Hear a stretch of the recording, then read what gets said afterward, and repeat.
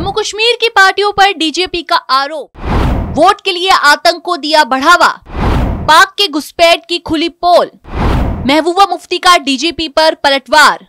नमस्कार, आप देख रहे हैं कैपिटल टीवी और मैं हूं आपके साथ पारुल त्रिपाठी। जम्मू कश्मीर में अचानक आतंकी गतिविधियां बढ़ गई हैं। अब आतंकियों ने कश्मीरी घाटी को बजाय जम्मू रीजन को टारगेट किया है। राज्य में पिछले 78 दिनों में करीब 11 आतंकी हमले हुए। पिछले 35 दिन के दौरान सिर्फ डोडा इलाके में सुरक्षा बलों और आतंकियों के बीच 4 मुठभेड़ हो चुकी है। डोडा में सोमवार रात आतंकियों के साथ हुई मुठभेड़ में एक अफसर समेत 4 सैनिक शहीद हो गए। पिछले 8 जुलाई को भी कठुआ जिले के मनचंटी इलाके में सेना के 5 जवान घात लगाकर किए गए आतंकी हमले में शहीद हो गए थे।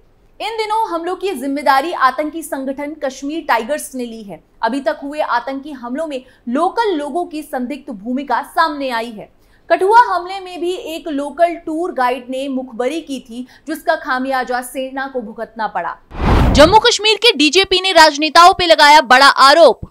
जम्मू कश्मीर के डीजीपी रशिम रंजन स्वैन ने आतंक राजनीति नेक्सस पर बड़ा खुलासा किया है। उन्होंने कहा है कि जम्मू कश्मीर की एक राजनीतिक पार्टी ने यहां आतंक का नेटवर्क बढ़ाया और उनके आका तैयार किए ताकि उन्हें वोट मिल सके। उन्होंने आरोप लगाया है कि जमात ए इस्लामी जैसे संगठनों पर कार्रवाई नहीं की गई, जो लगातार आतंक के लिए पैसा और विचारधारा का समर्थन दे रहे थे।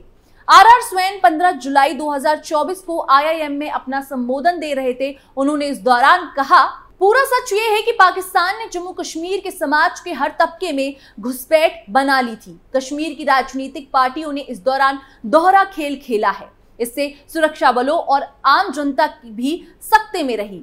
आतंकियों के घेरे पर जाना और उनसे सहानुभूति दिखाना सामान्य सी बात हो गई थी। नए आतंकियों को तो खत्म करने की छूट दी गई, लेकिन जो इन आतंकियों की भर्ती में सहायता करते थे और इनके लिए पैसा लेते थे, उनकी कभी जांच ही नहीं हुई।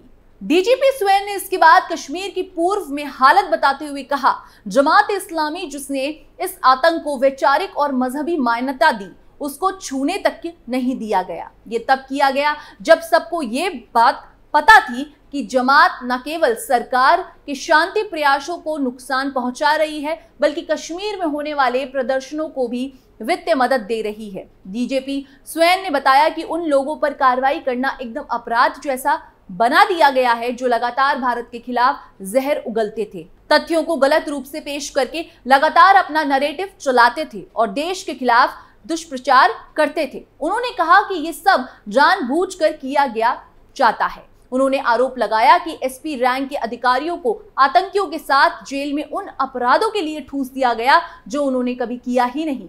डीजीपी स्वैन ने कहा कि 2023 में 2 लड़कियों की पानी में डूबने से हुई मौत को आतंक के नैरेटिव का हाईजैक करने दिया गया, जिससे घाटी बंधक बन गई। इसके बाद उन्होंने बड़ा खुलासा किया। उन्होंने कहा, स्थितियां यहां तक खराब हो गई थी कि कश्मीर की सबसे मुख्य पार्टी ने अपने वोट बढ़ाने के लिए आतंक के नेटवर्क और इसके इकाइयों को बढ़ाने का काम किया। सरकार और सुरक्षा बलों के प्रयासों और जनता के समर्थन से ही पिछले 6 से 7 सालों में ये स्थिति बदल पाई है।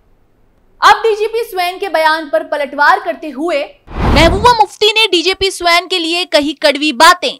महबूबा मुफ्ती ने जम्मू कश्मीर के डीजीपी आर स्वैन पर कड़े आरोप लगाते हुए कहा कि वो कश्मीर के लोगों को पाकिस्तानियों की तरह ट्रीट कर रहे हैं। उन्होंने आरोप लगाया कि कश्मीर में लोगों को अपने विचार व्यक्त करने और विरोध करने की इजाजत नहीं दी जा रही है और जो लोग ऐसा कर रहे हैं उन्हें जेल भेजा जा रहा है।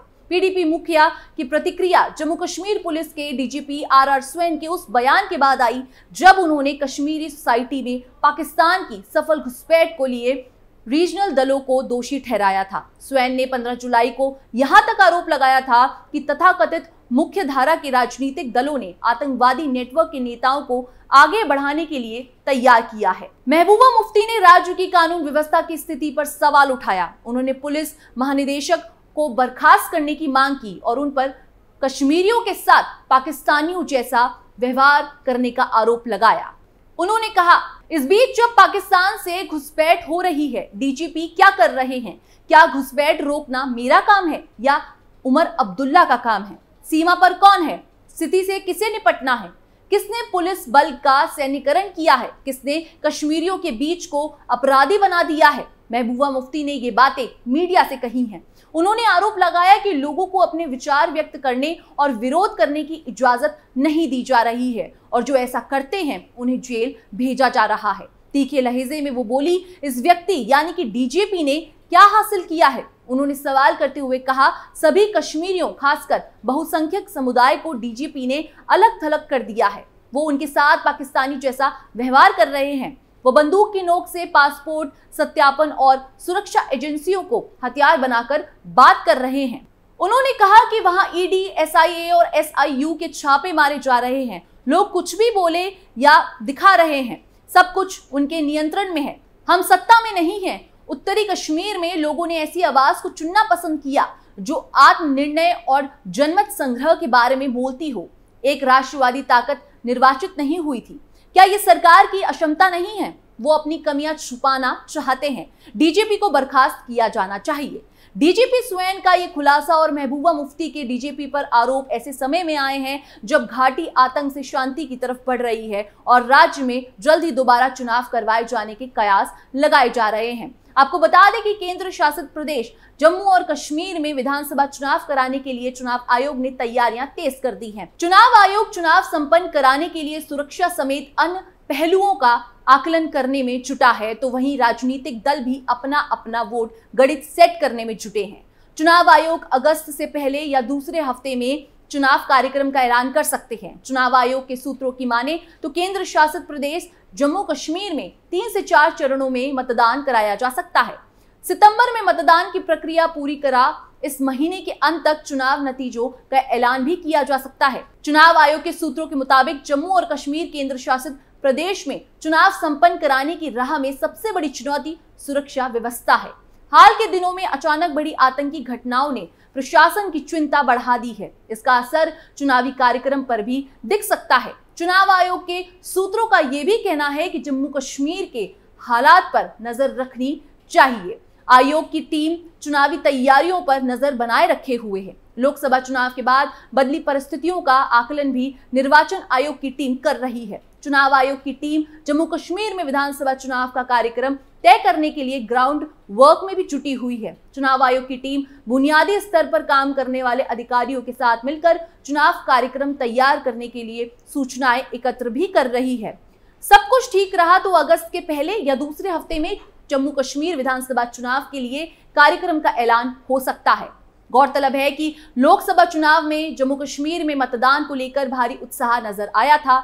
श्रीनगर में मतदान ने नया रिकॉर्ड बना दिया था, तो वहीं केंद्र शासित प्रदेश की अन्य सीटों पर भी मतदान को लेकर भारी उत्साह देखा गया था। फारूक अब्दुल्ला की party national conference Mehbooba Mufti की अगुवाई वाली पीडीपी समेत जम्मू कश्मीर की लोकल पार्टियां जल्द चुनाव कराने की मांग करती आ रही हैं। सुप्रीम कोर्ट ने भी चुनाव आयोग को नए परमिशन के साथ 30 सितंबर तक चुनाव संपन्न कराने का निर्देश दिए थे। इस खबर में बस इतना ही। बाकी देश और दुनिया की तमाम खबरों के लिए आप देखते रहिए कैपिटल टीवी।